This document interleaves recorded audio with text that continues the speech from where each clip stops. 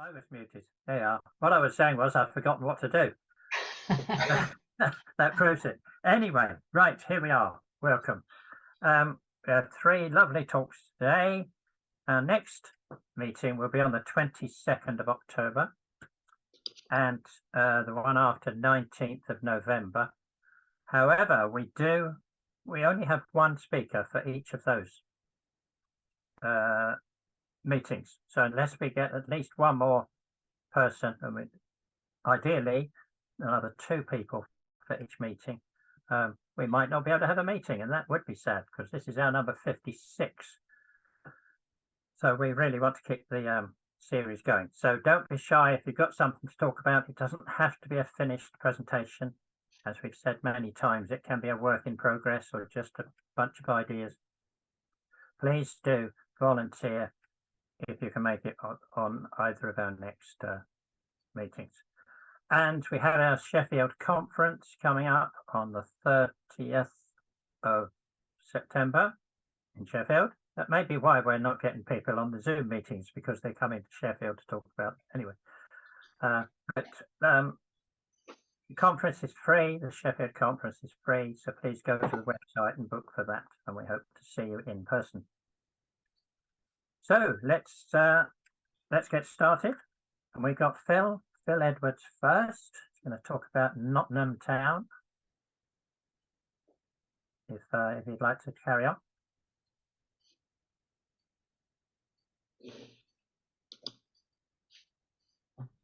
That's looking good.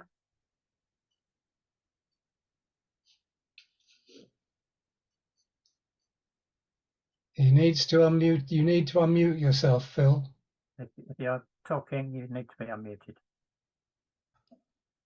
Okay, so as I was saying, Or not.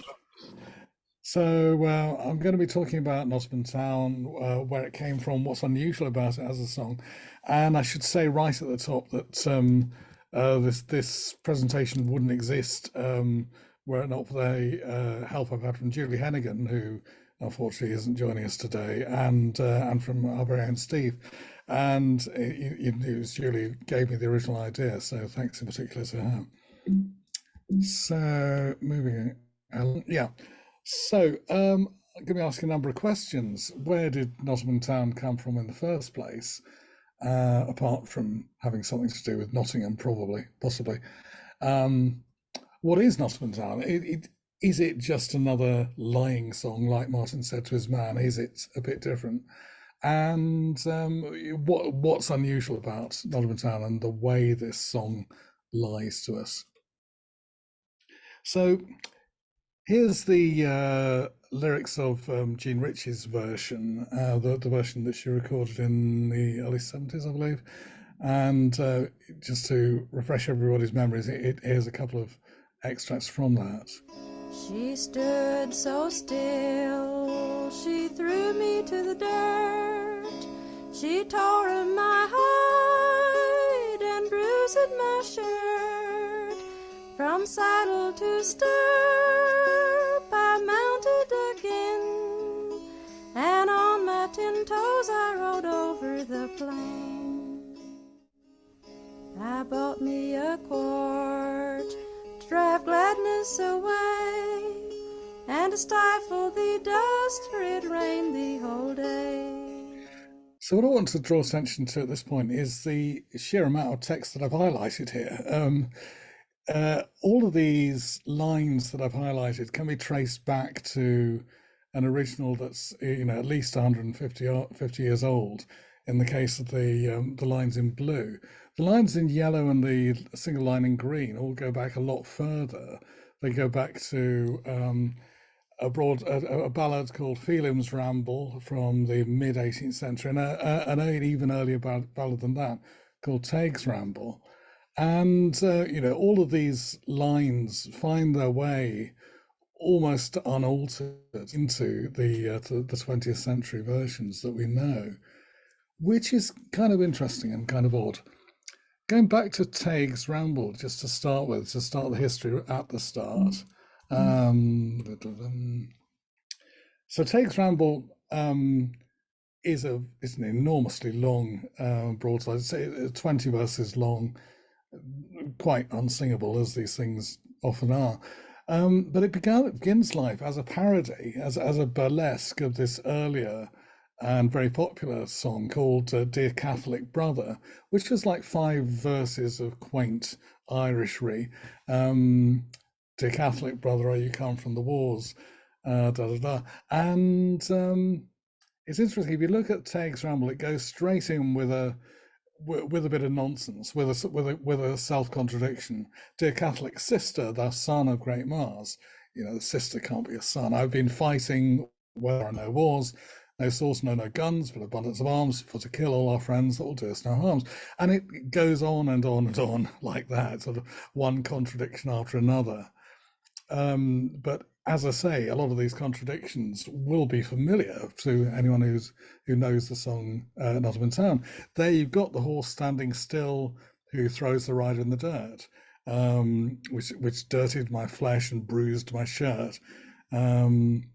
Quite choked with dust that rained all day, I called for a pint to drive gladness away. So, a double contradiction there. You don't drink to drive gladness away, and you don't get choked with dust if it's rained all day. So how do we get from the early 18th century to Nottamun Town and the Ritchies singing, Jean's elder sister singing Nottamun Town to Cecil Sharp in whenever it was, and the later versions circulating in the family was kind of like this. I agonized over this and tried to make it more accurate, and then I tried to make it more simple and more readable, and I've got a kind of compromise here. So we start over on the left with Teig's Ramble and Phelim's Ramble, totally separate songs with nothing really in common. Then Paddy's Ramble to London in the early part of the 19th century is a sort of comic song that takes a bunch of tropes from Phelim's Ramble and a bunch of tropes from Teig's Ramble, adds 1 or 2 lines of its own, and this seems to have been quite successful. There are only 2 versions in the Bodley and Broadside collection, and I haven't been able to find any other versions of it, but it clearly feeds through to a song called The Old Grey Mare, which was popular in New York in the 1860s. And that in turn clearly feeds through into Nottamun Town as we know it. There's also a branch of the family tree going up to a song called I'm Going Up to London, collected by Gardner in Sussex in 1907. And it really seems like an isolate. It seems like the only British version of the family. And then there's a whole separate Canadian strand, resulting in a cluster of songs called Paddy Backwards. And they seem to, they've clearly come from Teig's Ramble. How they got there, how you get from Teig's Ramble to Paddy Backwards is something of a mystery. And so you've got a sort of black box there. But Paddy's Ramble to London and The Old Grey Mare are, really pivotal songs in this evolution. When you get through to the 20th century, you get versions of Nottamun Town, things like Fair Nottamun Town, Nottingham Town, Nottamun Fair, dozens of variations on Nottingham Fair and Nottingham Town.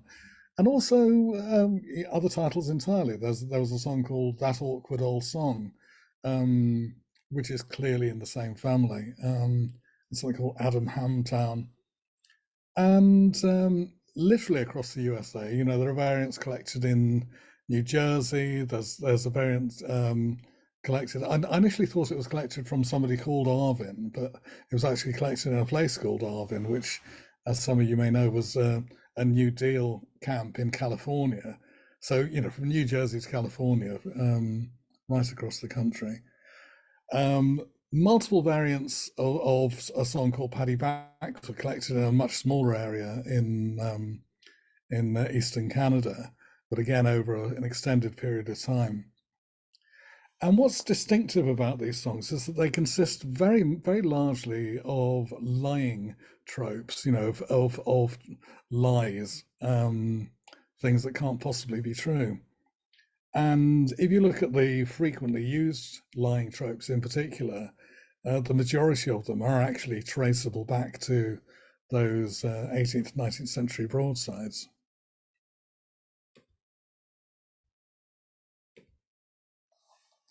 Now, we're all probably familiar with songs that consist of lies, things like Martin said to his man, or when I was a little boy, as I set off to Turkey, this sort of thing. If you look at how these things work, they usually work by just telling a tall story like the Derby Ram, something that was far bigger than it could possibly be, or whatever, or by swapping two things around.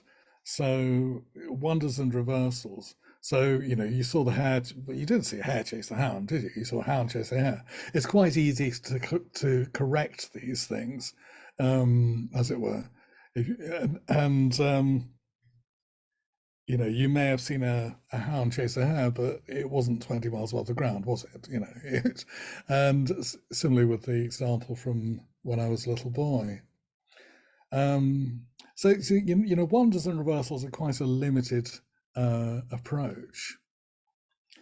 Nottamun Town, there's a few of those, from saddle to stirrup. I mounted again. You don't mount a horse from saddle to stirrup. It would be from stirrup to saddle, works so much better explained. And but mostly, well, what I draw your attention to this time around is the number of asterisks I've added to the text. Each of those asterisked statements is a self-contradiction, and that really is what's distinctive about the Nottamun Town family. And as time goes on, some of these sort of slip out of the original text. The original text, just literally dozens of lying tropes, most of them self-contradictions. Some of them slip out of circulation, and singers clearly feel the need to add lying tropes. And very often to add self-contradictions. So if you look at the second verse down on the right, those first two lines, they laughed and they smiled and so on, were actually added by Jean Ritchie personally, and clearly straightforward self-contradictions. So the majority of Nottamun Town tropes don't do the wonder or reversal thing, because wonders and reversals are a bit too easy. Wonders and reversals only go so far. You rode a grey horse with a green stripe. Well, I don't think you did ride a grey horse with a green stripe down his back. That's silly. You saw a drummer, but I don't think he was stark naked. Nottamun Town does something different and harder to deal with, more challenging. And I think it is actually unique to the Nottamun Town family. So these are both quotes from where I'm going up to London, the single English version of Nottamun Town. And if you look what's going on here, a white tail, white mane, white list on her back, list is an old word for a stripe, and not a hair on her but what's coal black. When I got there, not a soul could I see, but people in clusters stood laughing at me. And you can't make any sense of those. It's literally impossible to make sense of those statements. It's not something you can correct by saying, no, you didn't see that, you saw this.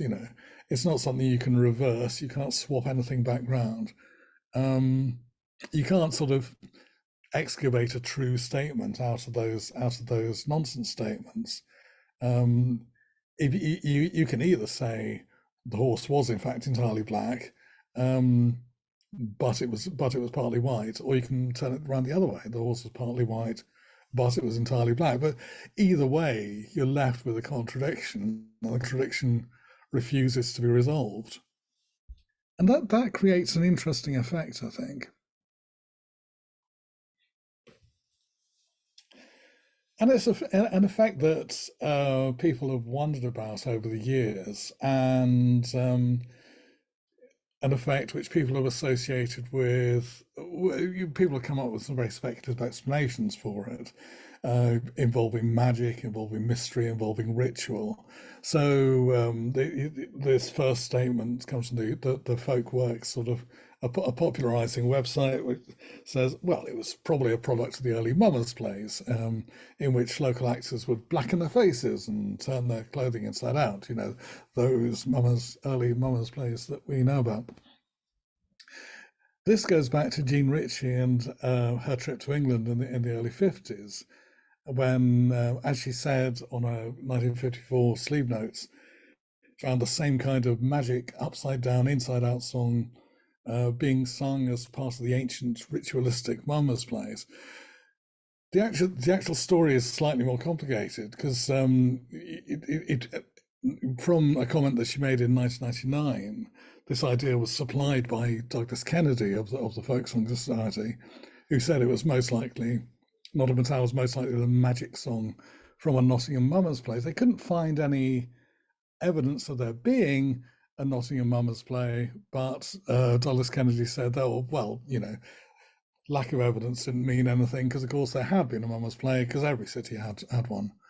With that kind of approach to evidence, it's not so hard to prove things. And then you have this quote from one old mummer in Marshfield, who said that, what's the song mean? Well, why, lass, if the meaning's found out, the magic is lost. And by the way, mine's a pint. Thanks very much. There are a number of problems with this kind of explanation. Firstly, it's not really an explanation. It just sort of replaces one mystery with another mystery. Why is this song so strange and mysterious? Oh, well, it's because of this ancient mystery that we don't understand. There's also a sort of historical problem, which is that mummers plays don't actually date back all that long. The Marshfield mummers play specifically was revived in 1931. And most importantly, we know it's not true. We know this isn't where Nottamun Town came from, because we know it came from Taig's Ramble, which is an 18th century monologue voiced by a comedy Irishman. And that racial element, embarrassing or worse as it is now, is actually quite significant, I think, in understanding what the song does. And it goes deeper than 18th century anti-Irish racism as well. So Helen Creighton, commenting on Paddy Backwards, makes the connection with the burnt cork minstrels, as she politely puts it, and says that you find this kind of thing in O Susanna, and you do indeed find this kind of thing in O Susanna, as you can see. It rained all night the day I left the weather, it was dry, the sun so hot I froze to death. I mean, it's very, very, very much Nottamun Town or the Old Grey Mare. It really does seem as if there's a racial, even racist element in the Nottamun Town and a family tree. The Old Grey Mare, interestingly enough, was sung by W.B. Kavanagh, stage performer who sang it as a stage Irish persona, and by Bob Hart, who sang it in blackface. So you've got both the Irish and the blackface. And it sort of raises the sort of troubling thought that perhaps nonsense songs and racism go together. Ken Emerson in this paper on Stephen Foster draws a line from the Countdown Ladies singing Doo-Dah Doo-Dah Day to the Colour Girls saying Do-Do-Do in Walk on the Wild Side, which I think is an interesting angle. And maybe there is a sort of racial element to nonsense songs more generally. On the other hand, maybe what we're looking at isn't so much the song itself as the sort of framing of the song. A nonsense song needs to be presented, as it were, by a nonsense speaker, someone who talks nonsense, someone who's not quite trustworthy, a clown, a trickster figure. And those stereotypes have very, very frequently been applied to racialized others, in quotes. So perhaps, you know, the Irish stereotype of the 18th century versions and the blackface stereotype of some of the 19th century versions wasn't so much part of the song as a way in for the audience, a way to introduce a song that was otherwise completely weird and incomprehensible. And it's interesting that, you know, as you go on through the 20th century, the racial elements tend to drop away, and the songs are presented, if anything, as in terms of self-mockery. So, you know, drawing to a conclusion, what you get with Nottamun Town, what you get with this sort of endless barrage of self-contradictions, is what I've called pure nonsense, which has a very distinctive effect. I mean, it's not, you know, an ancient mystery. It's not some sort of ancient ritual or anything. It's not subversive, except that in a sense it is subversive because, you know, it doesn't say anything that it doesn't immediately reverse. It doesn't say anything at all that isn't immediately reversed. And that in itself quite a challenging experience to listen to and to sing. It's not so much you know, a suspension of sort of political beliefs or anything, as a suspension of sense altogether. And as such, I think it's, you know, good mental exercise, if nothing else. It sort of takes you outside everything that you're familiar with. I promised a Bob Dylan connection, and I'll end on that. A song made up of completely of contradictions is a powerful thing, I think. And maybe a song made up of near contradictions is also powerful. Maybe, you know, if you say I heard 10,000 talking and nobody talking, that's a straight contradiction. If you say I heard 10,000 talking and nobody listening, that's nearly a contradiction. It has a definite rhetorical power. So Dylan, as we know, heard Nottamun Town and loved it in August '62, wrote Masters of War in December, ripped off the tune, of course. In between, he wrote Hard Rain, and there is, I think, a genuine connection here. Here you got a manuscript that went up for sale at Sotheby's a couple of years ago. This is a kind of working copy of Hard Rain. Here's the second verse. What did you see, my beautiful son? And yeah, it's down towards the bottom. You can see the 10,000 talkers whose tongues are all broken line, and just under it, there's a note to self. Nottamun Town, underlined, query. Is this too close to Nottamun Town? Am I going to get in trouble with Ritchie again? Is perhaps what the man's saying to himself there. So he's very much aware of the connection. And I think it's arguable that the sheer power, the sheer sort of incomprehensibility of Nottamun Town fed through into that song. So I'll leave it there, and thanks for listening to a lot of old nonsense. Thank you, Phil. Excellent start to the day. Lovely. Thank you. Don't forget, people, you can ask a question, go down to reactions, isn't it, and raise the little yellow hand, or change the colour of the hand if you want. While we're waiting for the questions, if I could say, Phil, you're right to say that the Mummers Play connection is absurd. There's one character in some Mummers Plays in some places who does this tankle talk. I knocked at the dog and the dog bit me. His speech is that, but the rest of the play isn't anything like that, and it doesn't occur in many plays. And you're right, the play doesn't go back that far anyway, so the whole thing breaks down. As nobody's asking any questions, I'm surprised that there's only one British version. I mean, I should know this, but I mean, all those British broadsides, and yet only one. And why did the Americans change it to Nottingham?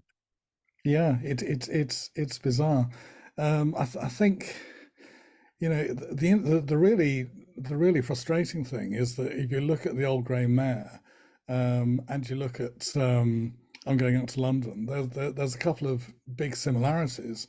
So it looks like there's a common ancestor as well as the Paddy's Ramble to London that we've got. But what that ancestor was is there doesn't seem to be any evidence of it.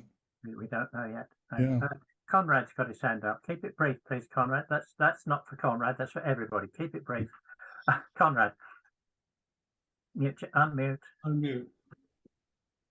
This sounds a lot like the way Irish storytellers and others use what I call short knowledge to break up a line or to see if people are awake.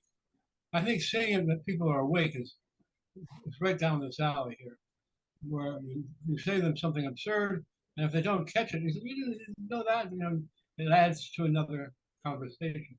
Just like rands and triads and things of that sort. Phil, did you want to say something to that? Yeah, no, I think that's a good point. Yeah, and there is some evidence that there were sort of booklets of Irish stories or stage Irish stories on sale at the time, sort of often consisting of a whole series of sort of quaint or absurd sayings, and it's been suggested that may have fed in as well. So the idea of the storyteller holding your attention by talking absurdities is in there. Ian's got his hand up. Ian. There's a link here, and forgive me if I missed you saying it, but I think the strong connection is with children's play and with games and wordplay. After all, we said all sorts of things like one dark night in the middle of the day, or one bright night in the middle of the night. I don't know, two blind men got up to fight. Yeah. Go on. And that to me is in the same sort of genre. And we said that for fun. That's what it was all about. It was fun.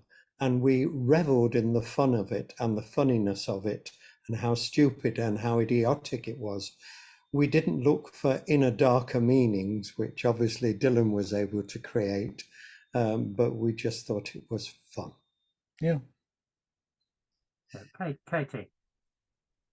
Hi, yeah, a really interesting talk. Thank you, Phil. I was just wondering if you'd investigated any links with the stage, because it sounds to me like it might well have, there was a lot of that stage Irishman stuff around that period with Paddy this and Paddy that. I wondered if you'd investigated that at all yet.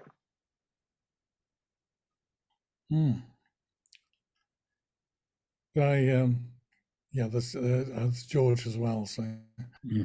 Okay, George. My father used to quote some piece of contradictory nonsense he'd obviously learnt off the radio in the 20s or 30s, I think. But that's obviously, again, that's a stage thing. No profound meaning, just silliness. Yeah. Phil, did you hear Katie's question? The stage connection is an interesting one. I mean, beyond stage meaning musical. I don't really know. I think that certainly would be an interesting one to investigate. On the point about children's rhymes, I was kind of aware of that. Things, I went to the pictures tomorrow and took a front seat at the back, all that kind of stuff. It's kind of difficult to fit it in, and but I do think that what I was saying about the racial stereotype giving 18th and 19th century audiences a way in. I think as adults, it's not always easy just to indulge yourselves in things just being fun or just being absurd, and that was part of what I was getting at there. Right, thank you. I have to wrap it up. Thanks, Phil, and thank you to everybody for joining in with the questions. We're going to move on to Patience. Who's going to take us to Vermont? Is that correct, Patience? Great. Yes. I'm hoping I can I stop my own video while I'm putting my screen on? I think so. Yeah, you have to, share your screen first. Yeah, okay. Oh, here we go. There we go. Right, yes, we got that. Okay, and you've got just a picture of me, which is fine because I'm reading. Okay. All right.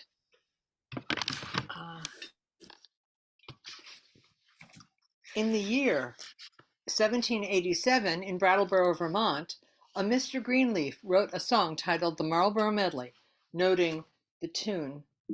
Oops, here we go. I need to do this. Sorry. There we go. Noting the tune as the Black Joke. Are you getting my pictures here? No, you're good. You're good. Okay. Some 40 years later, his brother, Stephen Greenleaf, sent the poem with a cover note to the Reverend Newton in nearby Marlboro, who was compiling a history of that town. Newton's home in the town center, built in 1814, now houses the Marlboro Historical Society. The song was not included in Newton's history, but the pages were tucked away in a trunk where they stayed until the 1950s, when Newton's granddaughter, Elsie Newton Howe, found them and showed them to Margaret MacArthur. Oh, there's Howe's, oh, excuse me, that's Newton's house. Sorry, there's Margaret. MacArthur, doyen of Vermont songs, lived in Marlboro. She was a singer, teacher, and song collector, and with her trusty Wallensack tape recorder, mountain dulcimer, and harp zither. She and her husband, John, had moved to the area in the late 1940s, and they rescued an early 19th century home which became a hub for friendly musicians. Margaret's reputation grew, and in 1962 she was invited by Folkways to make recordings. One cut on her first album, Folk Songs of Vermont, was the Marlboro Medley. She recorded it again on her own label, Whetstone Records. To my knowledge, these are the only two published recordings of this song. Marlboro is in the southeast corner of Vermont. The Northeast Woodlands are ancestral home of the Algonquin peoples. The Sokoke, an Abenaki tribe, lived in the area now known as southern Vermont. English did not start to settle there until the 1720s. When Greenleaf wrote The Baskets and the Rakes, enough to supply the 13 states, Vermont was not yet a state in the Union. It had earlier been annexed to New Hampshire and to New York, and had declared its independence from them. Vermont would not become the 14th state until 1791. Marlboro is located in Windham County on what was the Stage Road, 25 miles east of Bennington and 11 miles west of Brattleboro on the Connecticut River. The town was chartered as New Marlboro and surveyed just 25 years before this song was written. Its first two English families arrived the next year, settling miles apart, unknown to each other for many months. One of those families were the Whitmores, Francis with his wife Elizabeth and their young daughter. Francis is identified in Newton's town history as a tinker, so he was an itinerant tradesman. He anchors my reconstruction of this peddling community, which must have grown rapidly to inspire our song. Over the next decade or so, the first sawmill was built, the first town meeting held, the first church founded. Substantial framed buildings were raised, some still standing. Its population in 1790 was 629. It is still a small town. It is absent on many maps.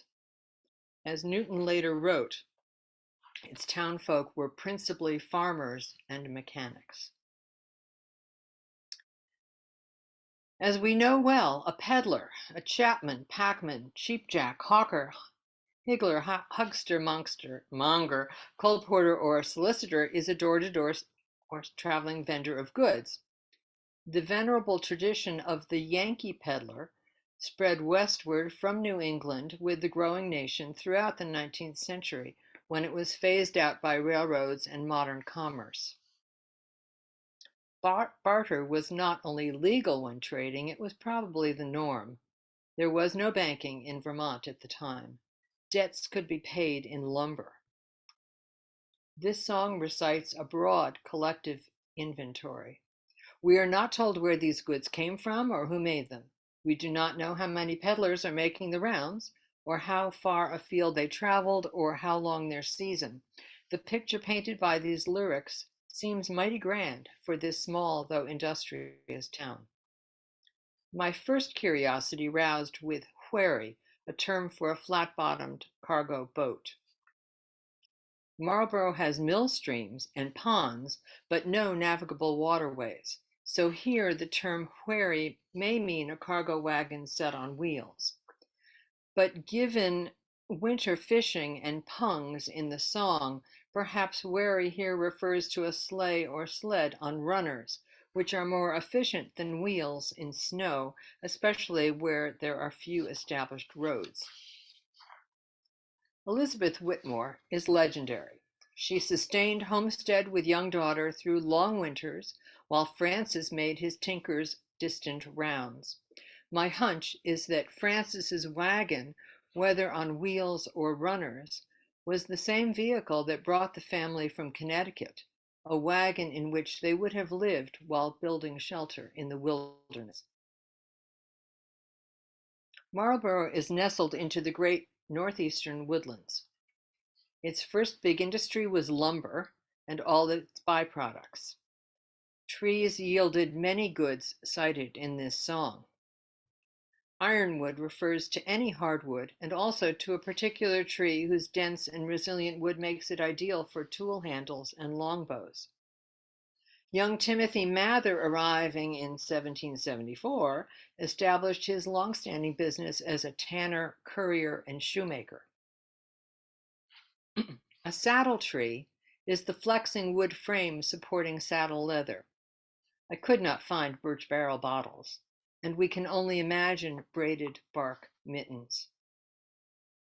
Chairs, plain and fancy, were made for many years by Nathaniel Whitney, who arrived in 1770. Did he peddle them himself? Balsam of fir is extracted from the tree's bark. Sugar of maple is reduced from tree sap. Rosin of hemlock is actually pitch. Hackmatack comes from an Abenaki word for wood used for snowshoes. It's a larch tree. The gum made from the tree's sap is chewed for indigestion. Some terms were unfamiliar to this Yankee. Peg-alls and wimbles. The traditional song Peg and All is about shoe cobbling. Here are the awls to make holes for pegs, but a wimble? It's a drilling auger. This Ohio farmer is using a wimble to tap a sugar maple tree. A noggin is a small cup or mug. Some of us know it as the human head. A swift is an adjustable reel for holding a skein of wool or silk. Shivs are woody parts removed when processing flax or hemp. Poke is waste matter from tanning hides, but how or why would that have been peddled? Perhaps pokes means something else here. A pipkin is a small earthenware pot. Apparently the hollow handle is characteristic. Keelers are broad, shallow tubs. Pudding sticks are for stirring thick mixtures. And Wickopee stay tape to lace up the stays. The name Wickopee Hill appears on a late 19th century map of Marlboro. Wickopee is apparently an Abenaki term for tying bark here. This tape may have been used for tying lumber rather than for lacing corsets. Today, the term stay tape is in the category of sewing notions. It is sewn into seams of knitted fabric to prevent stretching. The botanicals, this is my favorite rhyme in the whole song. Herbal medicines were a big part of the peddling trade. Long before the Watkins Medical Company of Minnesota began in the late 1860s to send its reps around the Midwest, Yankee peddlers had plied the country roads with all sorts of herbal concoctions. Some were known from the Old World, others not. Knowledge of herbals must have been shared by natives to newcomers elsewhere earlier, despite strained relations, but that's another story. Elizabeth Whitmore, the first wife of Marlboro, was a skilled midwife and nurse. Back in Connecticut, she had learned about medicinal plants, according to family legend, from a visitor who, quote, had traveled extensively in the Orient and had a considerable amount of Eastern medical knowledge, unquote. She also had a second cousin who practiced medicine and surgery in Connecticut. Elizabeth is my anchor for the many herbal medicines in the song. Stanza 8 lists several of them. Nearly all are native to North America. The exceptions. Peony is not native to North America. I couldn't trace peonies of any sort to New England in the 18th century. It was reputedly good for a host of ailments. Was it joking or true that modest wild peony is both the root for consumption and mending old china? Elecampane in the sunflower family is found across Eurasia and was known in antiquity. It appears in mummers' plays to revive the dead. Stanza 9 reveals some dubious medical lore. Had the smallpox passed through the town, it could not have touched such dieted men.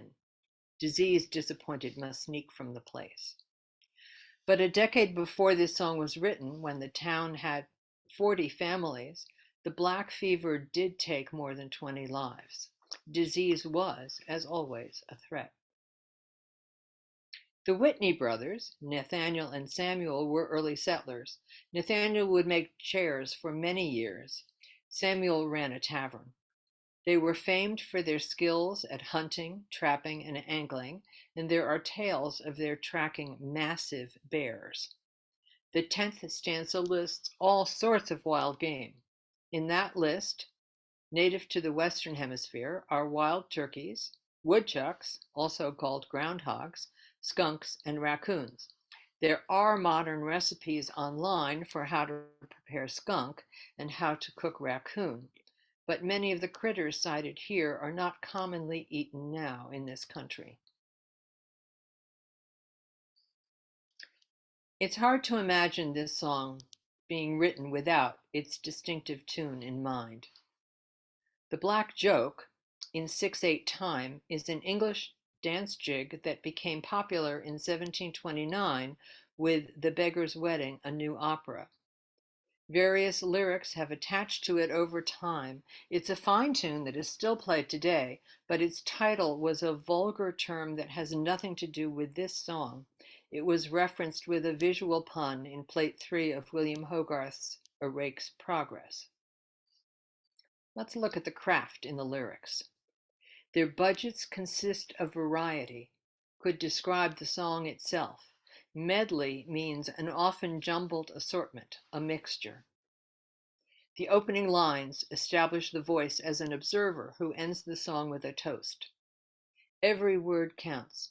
Emphasis is never awkward, phrasing never forced. The poet's foot of long, short, short is the dactyl. A horse's canter is a 3-beat gait. The jig jogs down the road. Clever internal rhymes help to drive the verses along. Dippers and noggins and cans to make grog in. The rhyme scheme, seen here in stanza 3, is dictated by the tune, AAB, CCDDB, and it works, even in the second stanza, which has only 7 lines. Dexterous anglers with a hook. There are many crambos or near rhymes, such as grain name, scarce place, gum run, that may irk a critical listener, but they let the language flow and keep it natural. Alliteration and repetition are found throughout, as seen here in stanza 7. The long A vowels are in red, the consonant B in blue, and the S sounds in green.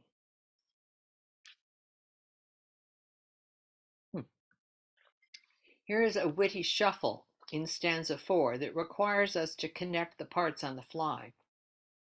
Low hog yolks and goose yolks are to hamper your pigs and your geese, and taps and facets are to draw beer. The song jogs along. Words slide together in hearing. Note the comma. Lime, comma, shingles tells us of two different things. Perhaps ring of my nose was intended to be a pun. Today the homophone has new associations. Not least, the song reveals a sensitive poet who knew the value of gratifying the isolated homemaker who needs tools and supplies to keep her household going. The peddler's cry signaled an eventful day out in the country. Back to the manuscript. Who was our poet? His brother, Stephen Greenleaf, carpenter and wheelwright, town clerk, a leading citizen in Brattleboro, as was their father, Stephen Sr., a key settler in that town in the 1770s. Stephen Jr. was known for his clear penmanship and for his quiet humor. At age 22, he wrote a clever ditty about the annual spring day when the city kept fast. It opens, "The farmer kept fast at holding the plow. The city kept fast, as the devil knows how. For some kept fast at even and odd, and some kept fast at drinking Todd." For a while, I thought that Stephen himself might have been our song's poet, but no. In 1828, Stephen sent the song with a cover note to Ephraim Newton, who was compiling his history of Marlboro. The cover note reads, "Sir, enclosed is the production of my brother, when a youth, which after much solicitation he with reluctance submitted to critical flagellation. Please to make due allowances, spare him as much as you can, and oblige. Your friend, Stephen Greenleaf." The note does not identify Stephen's brother. What does he mean by critical flagellation? Please to make due allowances? Spare him from what? Greenleaf was 69 when he wrote this note, nearly 30 years older than Newton. At the time, Newton was the neighboring town clerk, so it's likely that they were acquainted. Is your friend a courtesy, closing, or reflecting true friendship? All these pages appear to display the fine, even hand of Stephen Greenleaf. Were the stanzas written on these sheets back in 1787, as noted on the page corner? Or were they recopied onto these sheets in 1828 to be given to Newton? Note that they display the modern double S, although the old long S slips in with sarsaparilla. I want to see Stephen's handwriting from the 1780s and to know about watermarks, if any. By the way, Wikipedia stay tape, and to lace up the stays, on the written sheet, Wikipedia and nearby rhymes appear as corrections. When and why were these changed? We know something about Stephen Greenleaf Sr. and his eldest son, Stephen, but little is known of his second son, Daniel, who came to Brattleboro as a child of 7. He was too young to fight in one war and too old to fight in the next, so no military record or title. He married Huldah Hopkins. Their son Jeremiah was born in Brattleboro in 1791. 8 years later, he purchased a small plot on the highway in Guilford, south of Brattleboro, where his blacksmith shop was registered.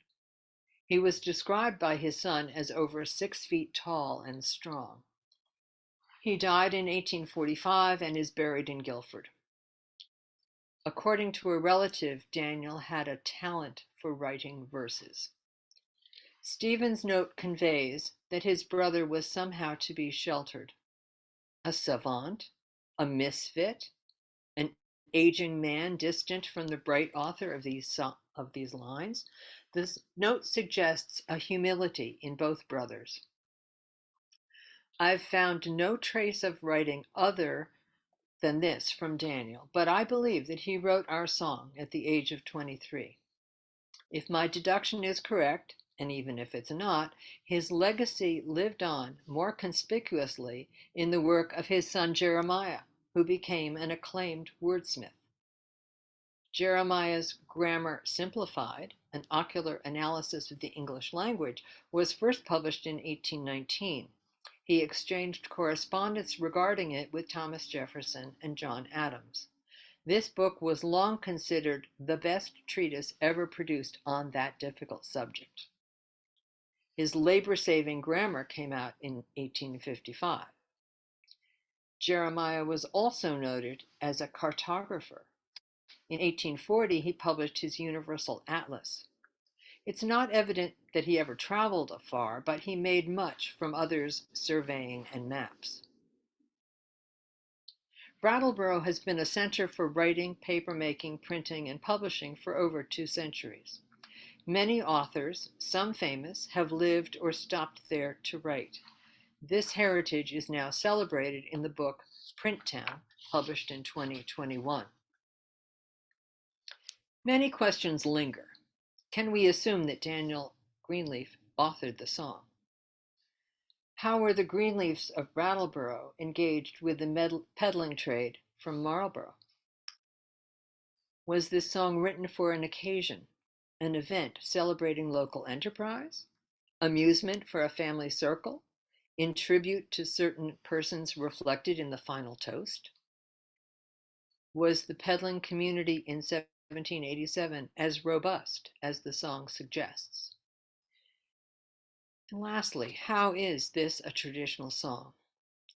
It is not known in any canon. It was authored by one person. It has not been sung over the years, handed down and polished by the folk process. But that is not quite so. Margaret MacArthur put her decisive mark here, the folk process at work. The final line, written, does not include the word fathers. It's quite an omission. The missing word is implied. It is needed for the meter and meaning, and we are thankful to Margaret for inserting it. She also turned for many years into this many a year and gave the song its new emphatic ending, as their fathers have had this many a year. I'm glad to contribute to this song's legacy by presenting it to you, and my thanks go to these fine folks and their organizations. Thank you.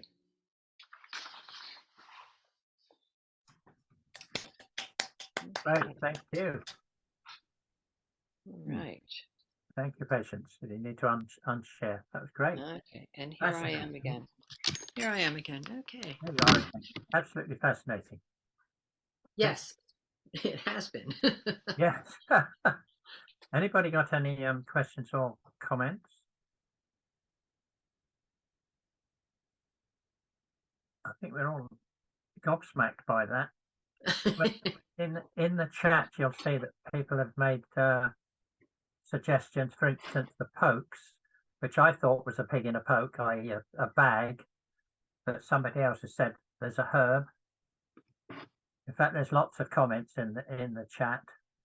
Okay. Suggesting some of your older words, including Yes, a wherry is a large four-wheeled dray or cart without sides. That's Oxford English Dictionary. So there's lots more sort of words to chase down. Great. I've had it. I'm not going to sing it to you, Martha. No, it takes 7 minutes.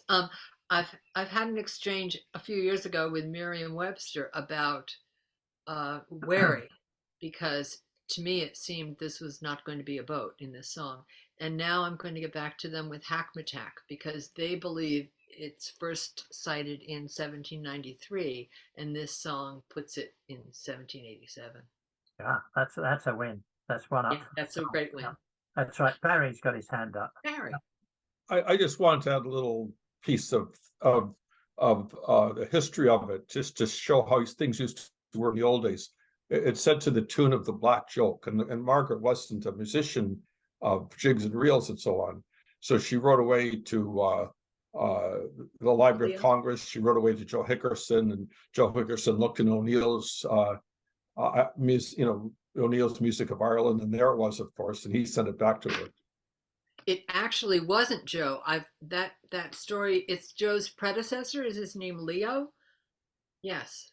Somebody else is connected with Margaret's note on that, who looked it up for her at Library of Congress. Maybe someone who worked with Joe.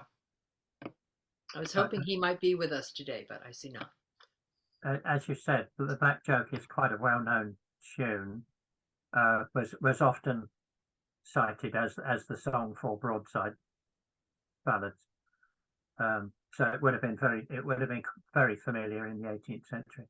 Yes. Yeah. Any more questions before we move on to Stephen? No, but thank you again, Patience. That was excellent. Really interesting. So we're going to move on to our last speaker of the day, Stephen Miller from the, we do get about, don't we, from the Isle of Man. That's looking good.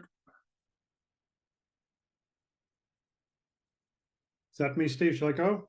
Yes, please do. Yep. Okay. As ever, first of all, we need to have a little bit of a geography lesson, I think. Where is the whoops, what's happening here? Magic. Whoops. Sorry, the magic is okay. First of all, sorry, start again. First of all, I think most people may well ask, where exactly is the Isle of Man? Well, here you can see it here. It's in the north of the Irish Sea here. It's a small community. It's a small island. It's basically 30 miles by 12. In old money, you can see you have basically a sort of a mountainous or hilly core here surrounded by plains, which is where most of the people live. Douglas, as you can see, down there on the right-hand side is now the capital, and this is now the largest town in the island. Period I'm looking at is the 1890s, and very much the island in this particular time was an island in decline. If you look at the census record there, 1891, just over 55,000 of us. If you look down at the bottom, and in the 1901 census, we've lost basically 1,000 people. We're now 54,000. And this is the first question, the first census that had a language question. So you can see there's close on about 6,000 bilingual speakers of Manx and English. So you can see the language itself is also in decline as well. Let's say the population is moving away. There's continuing emigration to America, Australia. The lead mining at sort of Foxdale and Laxey is also in terminal decline. The Irish mackerel fishing is also finishing off as well. So obviously this is the sort of it's what gives the impulse to the particular collecting in this particular period. Everything is going down the tubes. Everything is declining. Let's try and gather up what we can whilst there's still time left and whilst there's still people living in the Isle of Man to do it. Where do I get the title for my talk from? Well, this is from a great letter from W.H. Gill to his daughter. It's written here from 1898. I had a most delightful 5-week sojourn in the Isle of Man amongst my old singers, the last minstrels. They were so pleased to see me again, and I them. An old woman I found in Glen Alden near Ramsey broke the age record by several years, for she was 93. He was actually quite accurate about her age as well. Sometimes he guesses the ages of some of the singers. Sometimes they either know their age or he actually is a very good guesser. But the thing is, Gill here, W.H. Gill, was not the only collector active at this time in the island. The 1890s in the island saw, I think it's quite remarkable. We had 4 collectors active in folk song collecting. There's A.W. Moore, there's Dr. John Clegg, there's William Henry Gill is here, and his brother John Frederick Gill. A little background here, a little introduction to the collectors themselves. First one I mentioned here was A.W. Moore here. This is an early photograph of him, one I've not seen before. That's why I chose to use this one rather than one that's generally known of Moore. This is him as a sort of a young man here. He was the island's major antiquarian. He's a member of the House of Keys, the Manx Parliament, later its Speaker. He was wealthy, independent means. He was the owner of the Tremode Sail and Rope Works. And his main work in the field of folk song is, I think, familiar to a lot of people, really, is Manx Ballads and Music. She commenced in 1891. Material, though, in the book is drawn from manuscript, printed, oral sources. He had a very much pick and mix approach to it. He'd take a tune collected in the field, added to a text taken from a manuscript tune given with a text from the field, and so on. This is the other figure. It's the other major figure in the particular field. This is Dr. John Clegg. This is a photograph taken of him in 1901. He had retired from medical practice in that particular time. You can see here, this is a statement here made to the Medical Aid and Poor Leave Commission in 1879, which very much sums up what he is. I'm a medical practitioner in Castletown and have extensive practice both in that town and the neighbouring parishes. This finishes off the other 2 collectors, as I mentioned here. This is the Gill brothers. You have William Henry Gill here, who remarkably dies as late as 1923. He outlives everyone. He outlives his brother, as you can see there. His brother dies 1899. He outlives Clegg, who dies 1908. He outlives A.W. Moore, who dies 1909. He outlives Carl Roeder, Manx folklorist, who dies in 1911. He outlives Sophia Morrison, who was part of the second wave of collecting in the Isle of Man, who was a folk song collector in her own right. She dies in 1917. He said it was systematic exercise in the open air was what meant he survived that particular long. Both of the Gills, they were born in Palermo, they're born in Sicily, they're born on an island, but not in the Isle of Man. They were educated in the Isle of Man. They came to the Isle of Man for their education. W.H. Gill left to work in the General Post Office in London, stayed there all his life, later retired to Sussex, where he also continued collecting. He knew Henry Burstow, he collected from Henry Burstow. That material has been lost. His brother, John Frederick Gill, or always known as Fred, he qualified as an advocate, was later appointed the Northern or Second Deemster. He was basically a High Court judge, with his court being in Ramsey, although he refused to live there and actually carried on living in Douglas. This is photographs of the Gill brothers. The one on the left is quite well known. That's W. Henry Gill. The one on the left of John Frederick Gill is one I've again yet another one that I've not seen before. He was described as a man of handsome features, so I leave that for you as to decide whether he has handsome features or not. Let's have a look at some of the collecting now. Let's have a look at some of the singers who these collectors found. I say A.W. Moore, this is a great statement. This is what he wrote to the German folklorist Roeder. I do not profess to be more than a compiler. And this is absolutely true. Moore never did any collecting in his own right. Personally, I think he did have enough spare time to go about amongst the people. I think he simply chose not to do so. What he relied upon instead was a group of helpers who he could draw upon to do the collecting. And their names are there. There was 4 of them mentioned there.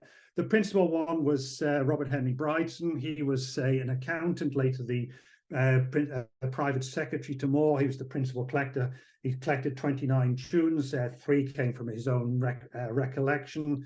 Then there was Annie Gell, who was a cousin to the Gill brothers. Their branch of the family changed the name from Gill to Gell. She was also an active collector. She collected a version of the Demon Lover in Manx as well. But she lived in Castletown in the south of the island. There's Elizabeth Graves. She was, the Graves family were shipbuilders and timber merchants in Poole. So this is very much sort of, your rich social elite of the island, sort of individuals that Moore would know. And then sort of lower down the scale there's John Edward Kelly, who was a grocer and confectioner in Peel. He was responsible for collecting two tunes. So I say the singers they collected from, they basically it's 12 singers. Basically, there's no real systematic collecting here. You can see Bradden. This is the parish where the Tremode, Salem works are. This is where Bridson lives. So he collects from Philip Kane. He collects here from Cannell here. Shoemaker, flax dresser, Douglas, which obviously is the island's capital, which is again sort of close by. Peel, which is quite easy to reach by train in this particular period. Meeting here James Gorn, a labourer, Mary Ann Gorn, quite young there, a net finisher, Thomas Crellin there, a mariner in Peel. The people have got asterisks against the names of people who are later collected from by the Gill brothers. So there's an overlap between Moore's names and the Gill brothers' names. And once again, they collect in Patrick, that's a parish next to Peel. So once again, that's very easy to get to. You get to Peel, you can quite easily get to Patrick. Andrus, which is a parish in the north of the Isle of Man, that's quite easy. That's where Moore's father-in-law lived. His father-in-law was the rector of the parish of Andrus, and so quite easily. So that's quite easy why you can see William Harrison appears there. He's a join on the Dowen.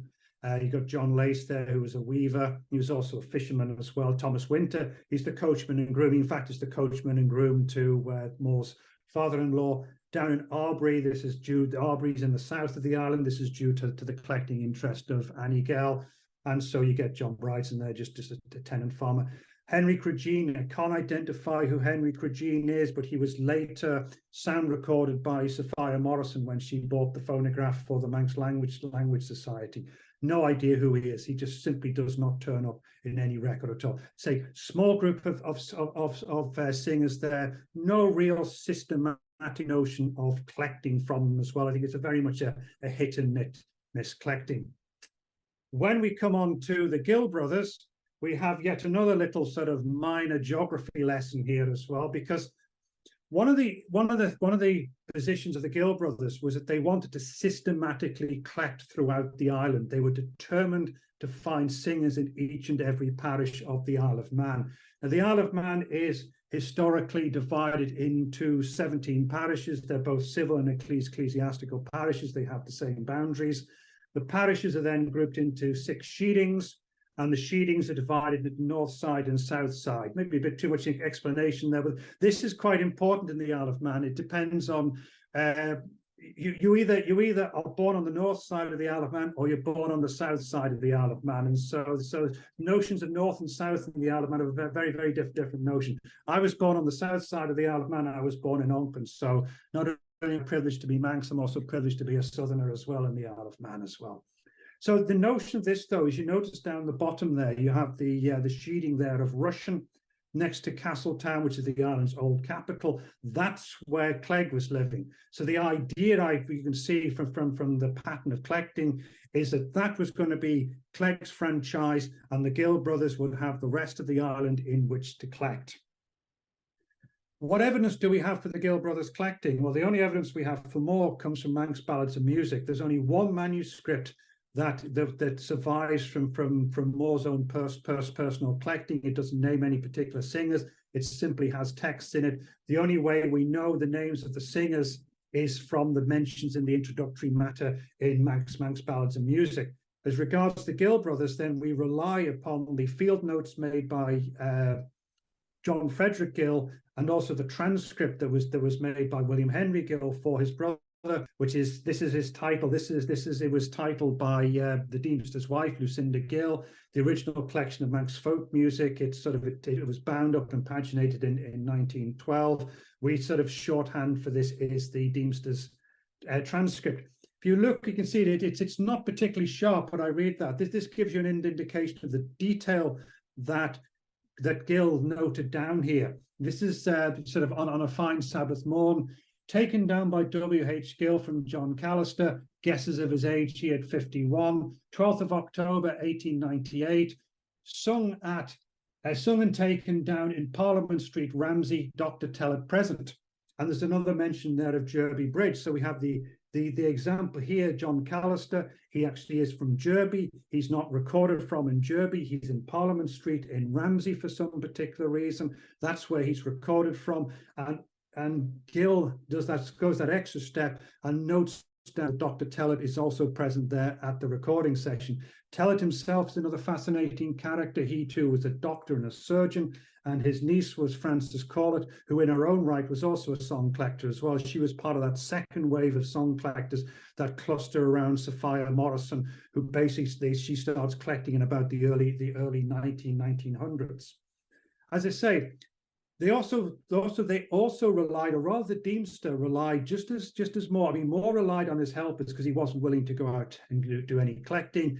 Deemster Gill was willing to go out and do collecting along with his brother, but he also had this network of helpers involved as well. And fortunately, amongst his papers, there's 13 letters written from his correspondence to him, where they're talking about finding names. I've gone out to try and find this person. He's not in. Someone tells me to go and interview so-and-so.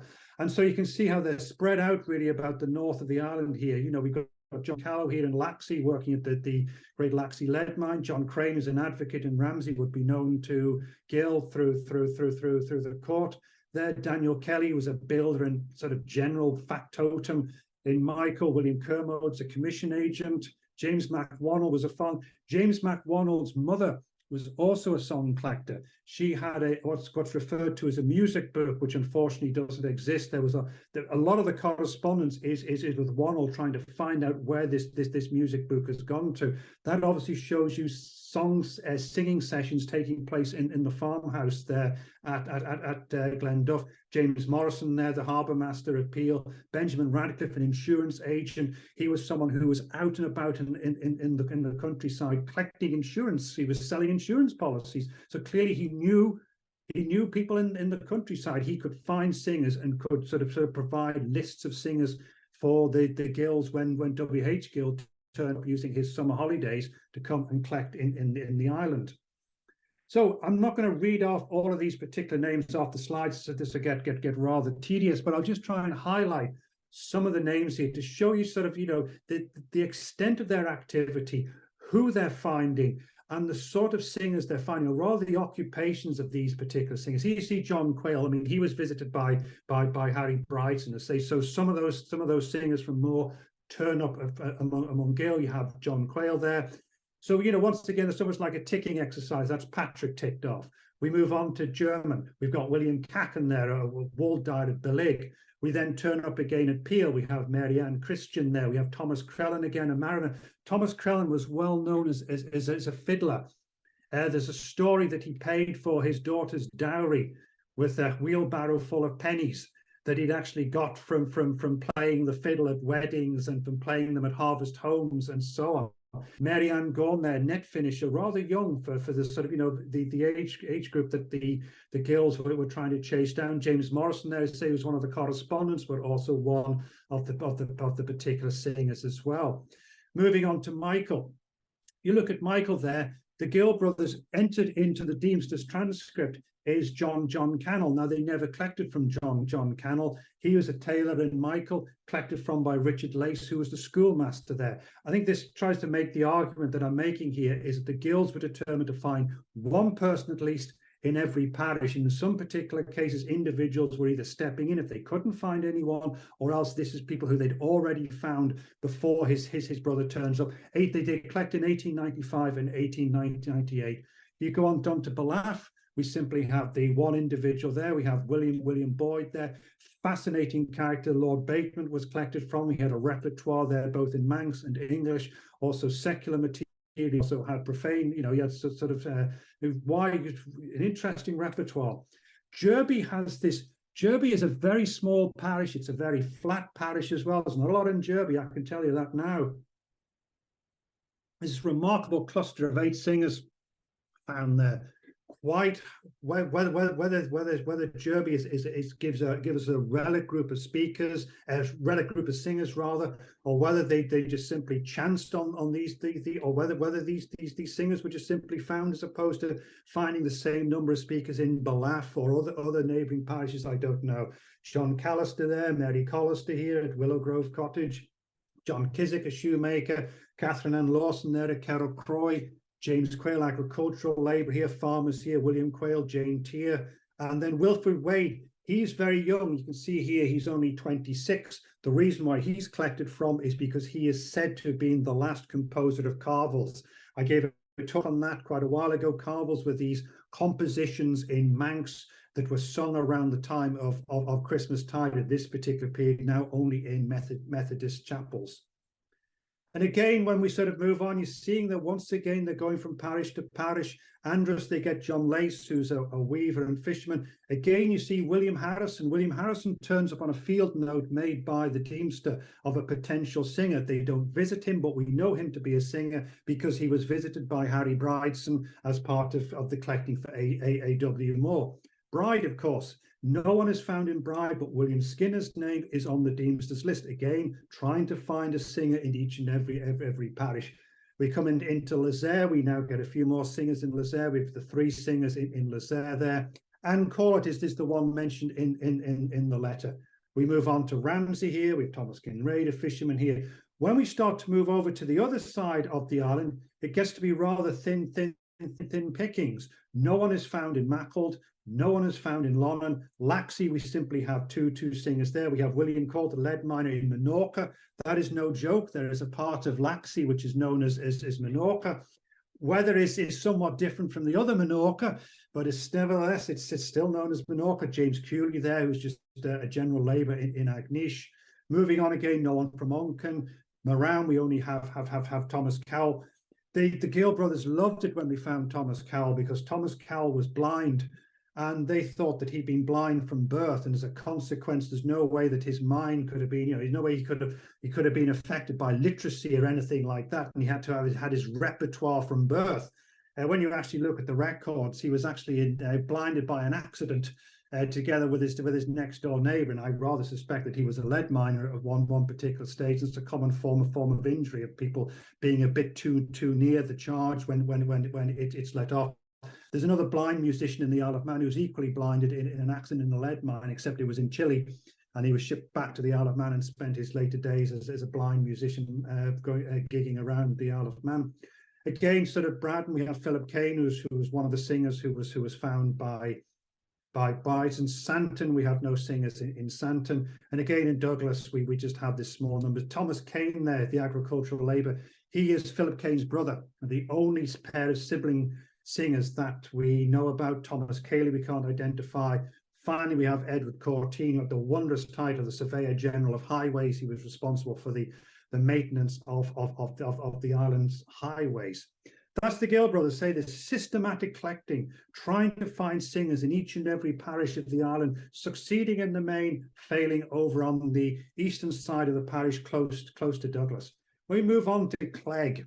Now, this is a mention here of Clegg. I mean, this is Sophia Morrison writing in 1913. I mean, familiar tropes here, you know, old folks dwelling in lonely places, you know, wild sea coast, you know, the ploughman in windswept fields. Well, you know, just how accurate is this? I mean, you know, how many ploughmen were there? Did he find? And thing is, unlike the Gill brothers, unlike the Deemster's transcript, the documentation by Clegg for his collecting is very, very thin. This is a page from one of the Clegg tune books, as they're called. There's 4 of them.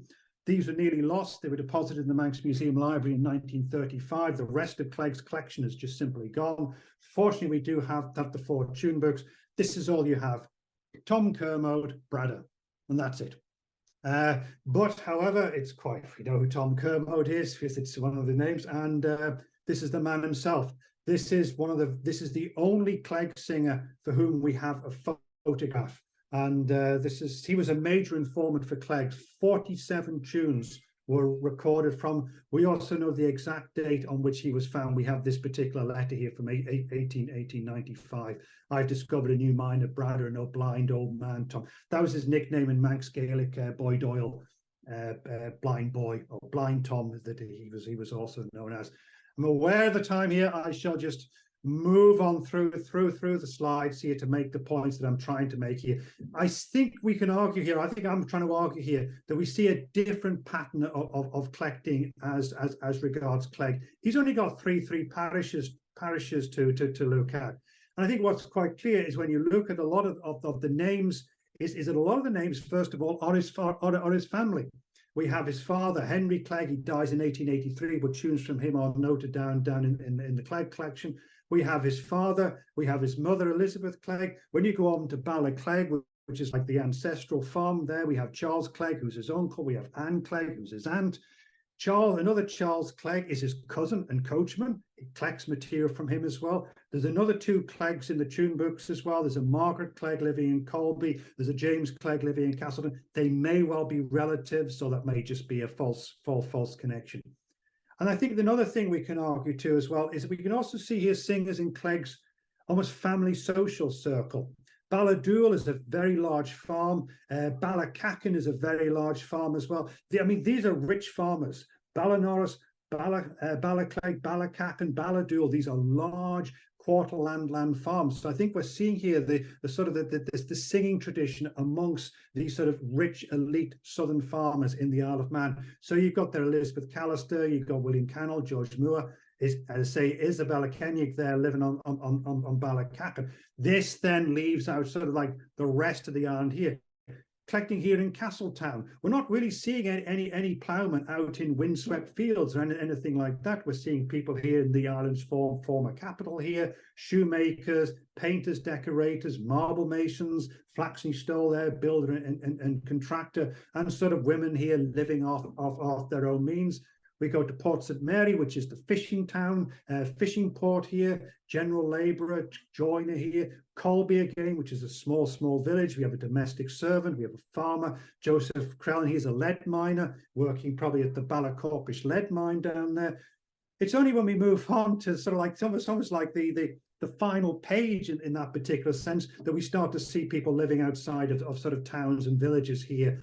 John Radcliffe living at the How. Although these are still small little settlements here. Crossy Cale here. Finally, we have fishermen. Charles Farragut, another fisherman. Thomas Kermode, who we saw there, clearly was a fisherman. Finally, ending up here with a pair of shoemakers here as well. So, you know, if we summarize it up, you know, what we're looking at here is A.W. Moore finds 12 singers, 6 of whom were visited by the Gills. Gill brothers, by my calculation, collect from 28 singers. Clegg has 32 singers in the tune book. So we're talking here about a grand total of 66 singers found by these 4 collectors in the 1890s. Of we can get biographical details for all, I would say, bar 2 or 3 of them. Located by a network of helpers, that's something that we can see from the material we have to hand.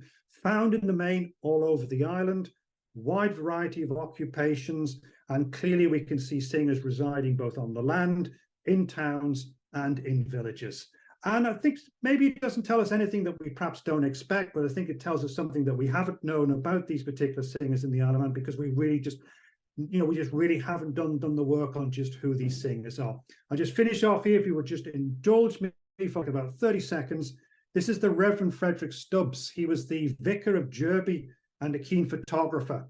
1897, he takes photographs of some of the Derby singers. This is John Callister. Obviously a poor print, but nevertheless, it's John Callister. This is Mary Ann Collister here from Willow Grove Cottage. It's beautiful. This is a very, very beautiful image here. Mary Ann Collister. We have Mary Gilray here with an absolutely amazing house. She may well be a distant relative of mine, as my sister says. They're through great aunt Ada. That's Mary Gilray there. We then here have Catherine Ann Lawson here at Carrow Croy. And then we have James Quayle here. This is another sharp image as well here. And then we have here Jane Tier here at work at a spinning wheel here. This is the thing. All of the female singers seem to have sort of items of domesticity with them here as well. And finally, finishing off here, say this is the youngest singer who was found in the 1890s. That's William Wade. Sorry, I've spoken a bit too long, but hopefully I'm maybe a bit too quick, but I hope that you've got something from that. Thank you. Thank you indeed. Thank you, Stephen. That was excellent. As always, that was lovely. Very interesting. We do have a couple of minutes for, well, 4 minutes for questions.